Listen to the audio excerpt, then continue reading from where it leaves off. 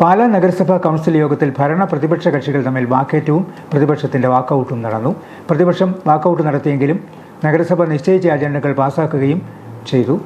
പ്രധാനമായും രണ്ട് വിഷയങ്ങളാണ് ചർച്ച ചെയ്തത്. നഗരസഭയുടെ തൂക്കുപാലം സംബന്ധിച്ച് തയ്യാറാക്കിയ പുതിയ പദ്ധതികളും അതിൽ നിന്ന് ഒഴിവാക്കുന്ന പദ്ധതികളും കൗൺസിൽ അംഗീകാരത്തിനായി സമർപ്പിച്ചു. എന്നാൽ ഭരണപക്ഷത്തിൻ്റെ പ്രതീക്ഷയ്ക്ക് വിരുദ്ധമായി തൂക്കുപാലം പദ്ധതിയെ അനുകൂലിക്കുന്ന നിലപാടാണ് പ്രതിപക്ഷം സ്വീകരിച്ചത്. നഗരസഭയുടെ ജനകീയാസൂത്രണം 2026-27 വാർഷിക പദ്ധതിയെ അംഗീകരിക്കുന്നതിനെക്കുറിച്ചാണ് രണ്ടാമതായി ചർച്ച നടന്നത്. വാർഷിക പദ്ധതി സംബന്ധിച്ച ലിസ്റ്റ് കൗൺസിൽ തുടങ്ങിയ വേളയിലാണ് ലഭിച്ചതെന്നും വായിച്ചു നോക്കാൻ പോലും സമയം കിട്ടിയില്ലെന്നും പ്രതിപക്ഷ അംഗങ്ങൾ പറഞ്ഞു. ഏറെ പേജുകളുള്ള ലിസ്റ്റ് വായിച്ചു പഠിച്ച് ബോധ്യപ്പെട്ട് മാത്രമേ അംഗീകാരം നൽകാൻ സാധിക്കുകയുള്ളൂ എന്നും അതിനായി 1 മണിക്കൂർ അനുവദിക്കണമെന്നും ഉച്ചകഴിഞ്ഞ് 2 മണിക്ക് ഒരിക്കൽ കൂടി കൗൺസിൽ ചേരാമെന്നും പ്രതിപക്ഷ നേതാവ് ബിജു പാലുപ്പടവൻ നിർദ്ദേശിച്ചു. എന്നാൽ ഭരണപക്ഷം ഇത് അംഗീകരിക്കാൻ തയ്യാറായില്ല. ഇതേ തുടർന്നാണ് പ്രതിപക്ഷം സഭ ബഹിഷ്കരിച്ചത്. ഏകപക്ഷീയമായി പാസാക്കുന്നതിനെ എതിർക്കുന്നുവെന്ന് ബിജു പാലുപ്പടവൻ സഭയെ അറിയിച്ചു.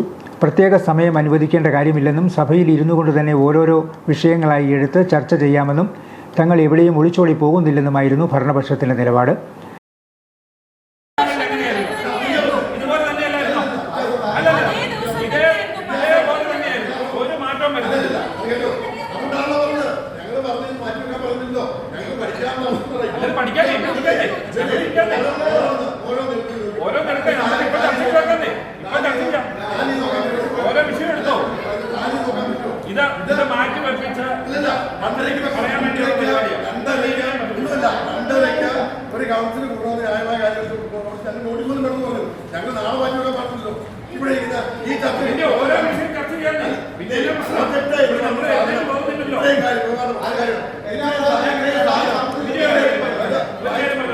കഴിഞ്ഞ കരട് അംഗീകരിച്ചതാണല്ലോ.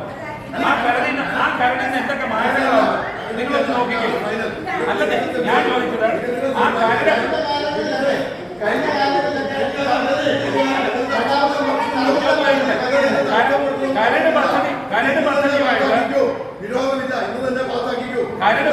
ഞാൻ ചോദിച്ചത് ഒരു കാര്യം പറഞ്ഞത് കരട് പദ്ധതിയുമായിട്ട് എന്താണ് മാറ്റങ്ങളുള്ളത് അത് ആദ്യം പരിശോധിക്കട്ടെ. അല്ലാതെ നോക്കട്ടെ ഓരോന്നെടുക്കട്ടെ. ഞങ്ങൾ എണീറ്റ് പോകുന്നില്ല. ഓരോന്നെടുത്തോ ഇവിടെ ഇരിക്കട്ടെ.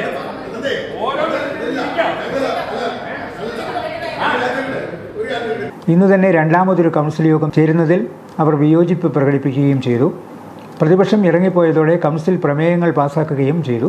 ഇപ്പോൾ പദ്ധതിയിൽ ഉൾപ്പെടുത്തിയിരിക്കുന്ന 50,000 രൂപ വീതം സ്വരൂപീകരിച്ച് 6,00,000 രൂപ 26 വാർഡുകളിൽ നിന്ന് റോഡുകളുടെ ലിസ്റ്റ് എടുത്ത് പരിശോധിച്ച് ആ റോഡുകൾ അനുവദിക്കുന്നതിന് ഈ പദ്ധതിയിൽ ഭേദഗതി വരുത്തിയിരിക്കുന്നു. ആ തീരുമാനമനുസരിച്ച് ആ തീരുമാന ഭേദഗതിയോടുകൂടി 2027 വാർഷിക പദ്ധതി അംഗീകരിച്ചിരിക്കുന്നു. വാർഷിക പദ്ധതി സംബന്ധിച്ചുള്ള ലിസ്റ്റ് വായിക്കാൻ സാധിക്കുന്നില്ലെന്നും അത്ര ചെറുതായിട്ടാണ് പ്രിന്റ് ചെയ്തിരിക്കുന്നതെന്നുമായിരുന്നു പ്രതിപക്ഷത്തെ ചില അംഗങ്ങളുടെ പരാമർശം. എന്നാൽ അത് ഭരണം മാറുമ്പോൾ നോക്കുന്ന കണ്ണിൻ്റെ വ്യത്യാസമാണ് എന്ന് ബിനു പുളിക്കക്കണ്ടം തിരിച്ചടിച്ചു. കഴിഞ്ഞ വർഷം പ്രിൻ്റ് എടുത്ത അതേ മെഷീനിൽ തന്നെയാണ് ഇത്തവണയും എടുത്തിരിക്കുന്നതെന്നും അപ്പോഴെങ്ങനെയാണ് അക്ഷരങ്ങൾക്ക് മാറ്റം വരുന്നതെന്നുമായിരുന്നു ബിനു പുളിക്കക്കണ്ടത്തിൻ്റെ ചോദ്യം. പദ്ധതി രേഖയിലുള്ളതൊന്നും വ്യക്തവും സുതാര്യവുമായ കാര്യങ്ങളല്ലെന്നും അതുകൊണ്ട് തന്നെ ഏകപക്ഷീയമായി പാസാക്കാനുള്ള ശ്രമത്തിൻ്റെ ഭാഗമായിട്ടാണ് പദ്ധതി നിർവഹണം സംബന്ധിച്ചുള്ള ലിസ്റ്റ് മുൻകൂട്ടി നൽകാത്തതെന്നും അത് അംഗീകരിക്കാൻ തങ്ങൾ തയ്യാറല്ലെന്നും പറഞ്ഞായിരുന്നു പ്രതിപക്ഷ നേതാവ് ബിജു പാലുപ്പടവൻ്റെ നേതൃത്വത്തിൽ പ്രതിപക്ഷാംഗങ്ങൾ സഭ ബഹിഷ്കരിച്ചത്.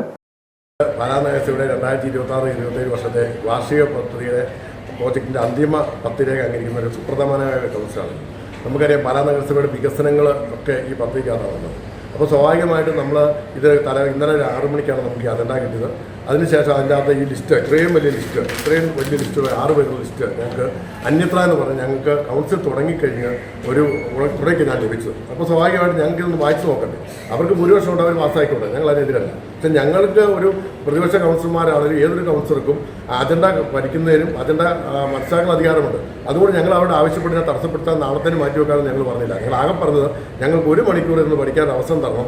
അതുകൊണ്ട് 2 മണിക്ക് 2 മണിക്കോ 2:30 ഞങ്ങൾക്ക് നോട്ടീസ് പോലും തരാതെ ഞങ്ങൾ ഈ കൗൺസിൽ പങ്കെടുക്കാം, ഇതിൻ്റെ അകത്ത് ചർച്ച ചെയ്ത് നമുക്കിത് പാസ്സാക്കാമെന്ന് പറഞ്ഞപ്പോൾ അതിനെ അംഗീകരിക്കാതെ ജനാധിപത്യത്തിന് വിരുദ്ധമായിട്ട്, കാരണം അഭിപ്രായ സ്വാതന്ത്ര്യവും അല്ലെങ്കിൽ ചർച്ച ചെയ്യാനുള്ള സ്വാതന്ത്ര്യവും ഇന്ത്യൻ പാർലമെൻറ്റിലും നിയമസഭയിലും എല്ലാം ഉള്ളതാണ്, നമുക്ക് കാണാവുന്നത്. പക്ഷേ ഇവിടെ അതിനും പോലും അവസരം നൽകാതെ അവർ ഏകപക്ഷീയമായിട്ട് അതിനെ അനുവദിക്കാതിരുന്നതിൽ പ്രതിഷേധിച്ച്, കാരണം ഞങ്ങൾ ബഹിഷ്കരിച്ചതല്ല, കാരണം ഞങ്ങൾക്കിത് മനസ്സിലാക്കി മനസ്സിലാക്കാതെ ഞങ്ങൾ ഇതിനകത്ത് കൂട്ടിരിക്കുന്ന എങ്ങനെയാണ്? ഞങ്ങൾക്ക് മനസ്സിലാക്കാതെ ഞങ്ങൾക്ക് കാര്യങ്ങളൊക്കെ മനസ്സിലാക്കിയിട്ടാണ് ഞങ്ങളുടെ അഭിപ്രായം പറഞ്ഞിട്ട് ഞങ്ങൾക്ക് വിയോജിപ്പുറപ്പെങ്കിലും പറയാം. അതുപോലും പറയാതെ ഞങ്ങൾ അതിനോട് യോജിക്കാൻ താല്പര്യമില്ലാത്തതുകൊണ്ടാണ് ഞങ്ങൾ ഇത് ബഹിഷ്കരിച്ചത്. ചർച്ച ചെയ്യാൻ അവസരമൊരുക്കിയിട്ടും കൗൺസിൽ ബഹിഷ്കരിക്കുന്നത് അപഹാസ്യമാണെന്ന നിലപാടാണ് ഭരണപക്ഷം സ്വീകരിച്ചത്.